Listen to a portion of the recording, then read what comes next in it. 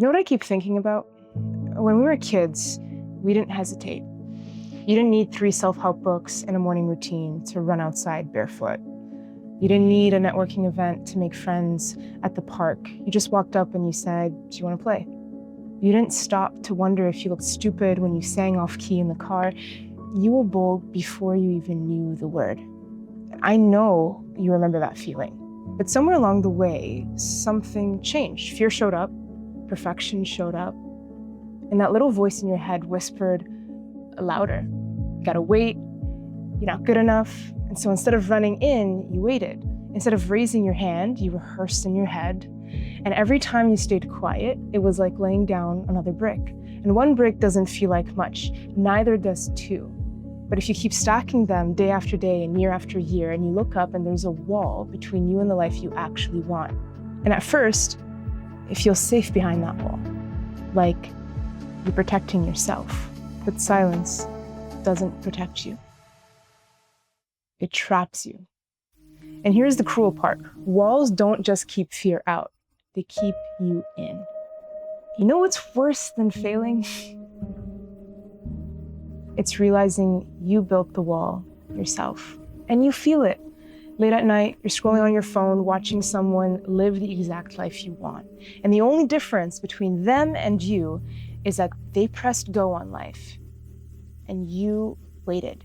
A lot of people say that's jealousy, but it's not. It's not jealousy. That's grief. I had to sit with that grief this year. I kept imagining this version of me I might meet one day, the one who actually spoke, the one who actually showed up. And I pictured her. She's standing on a stage, saying the words I buried. She's living the life I wish I could have lived.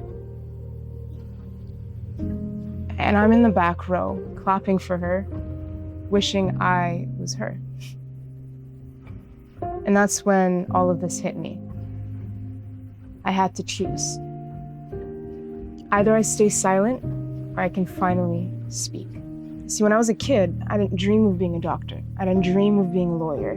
I dreamed of being a motivational speaker. I grew up to watching Oprah and Liz Brown and E.T. and Tony Robbins, and something about the way that they can move people with words, like genuinely change someone's life with their words and their energy, was so inspiring. And I just thought to myself, like, I would love to be someone who could really do that.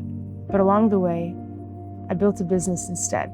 And thought leaders, doctors, politicians, executives, athletes, they paid me thousands of dollars to tell their story, to share their voice through branding and video. And it brought me so much joy. I moved to Los Angeles, I built something real. But here's the part I never admitted out loud. I took that as a sign to stay quiet. And for 5 years, I poured everything into helping others shine while I muted myself. It's funny. Imagine being paid thousands of dollars to broadcast other people's voices while silencing your own. That was me. Telling myself I was too busy, I wasn't ready, I didn't know enough yet. But here's what I know now. You can outsource your editing. You can outsource your marketing. But you can't outsource your voice. Silence doesn't protect you. It actually guarantees that you'll watch your life pass by like a spectator. And bold lives, they are never built in hiding. You can't hide if you want to be bold.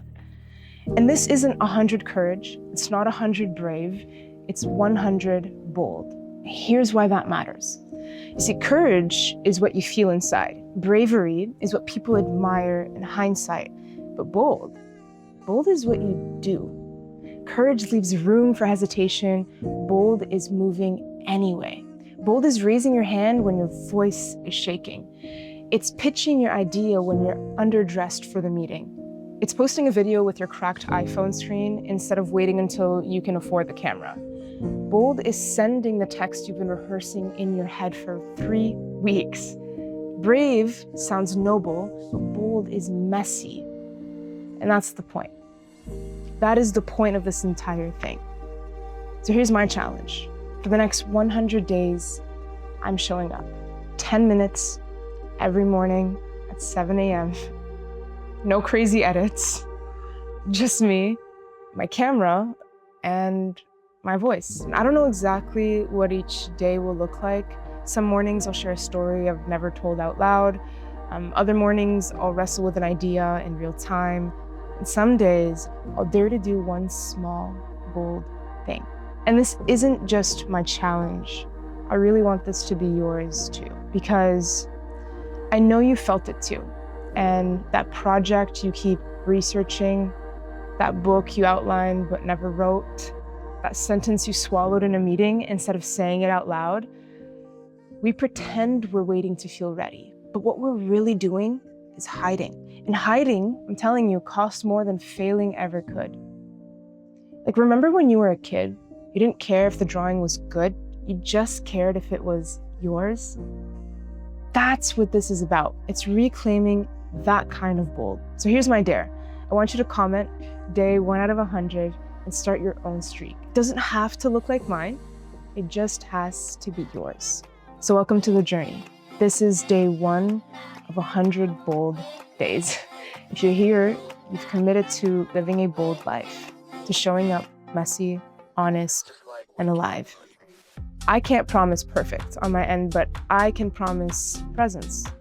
Because bold lives aren't remembered for being flawless. They're remembered because they showed up. See you tomorrow at 7 a.m. This is 100 bold, and to act bold, you need to be kid brave again.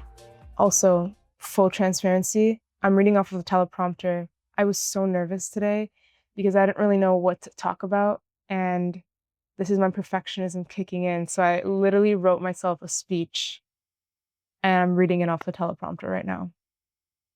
Hopefully, somewhere along the days, I will stop using this teleprompter and speak more from my heart.